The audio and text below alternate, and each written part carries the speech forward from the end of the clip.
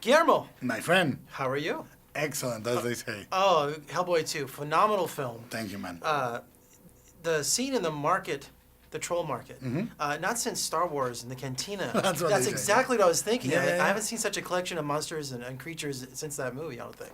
No, I think that we did rank up a few of those creatures, and the fact is we have a crowd of over 500 people costumed, and we have over a dozen or more creatures in fully animatronic suits, and many digital creatures. We have dozens and dozens of fairies.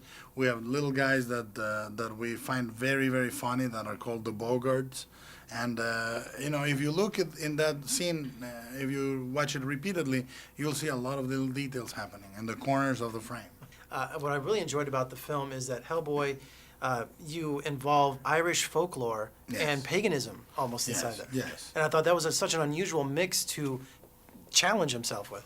Yeah, because the idea is that there is a more ancient world that perhaps Hellboy can relate to, a world that was beyond and before mankind, and a time when mankind lived in harmony with the animals and magical beings and all that, and the moment they separated, they violated a truce, and Hellboy has to choose between his allegiance to mankind or his allegiance to his non-human origins. And specifically the scene with the forest god, there was definitely an environmental message there, and about working together in unity, about mankind treating the earth like dirt, essentially. Yeah, the idea is the prince has a point in what he says. He says mankind had forgotten their world, forgotten their gods, and and in exchange for what? Parking lots and shopping malls. And he has a point, except the methods he uses to drive his point across are not very good. And finally, the age-old question, what beer does Hellboy like to drink? Tecate, right? Tecate? I've never tasted it. So. I think it was Tecate light. And it was driving me crazy because Kraus sounded like Stewie, a German version of Stewie. In a way he did, but I think he actually came on his own. It was a mixture of Brian Stewie and Seth himself. I think he nailed it, and I am in debt with him forever, because I think that was exactly the voice that Johann Kraus needed and that I very much wanted. So I think he brought the character to life.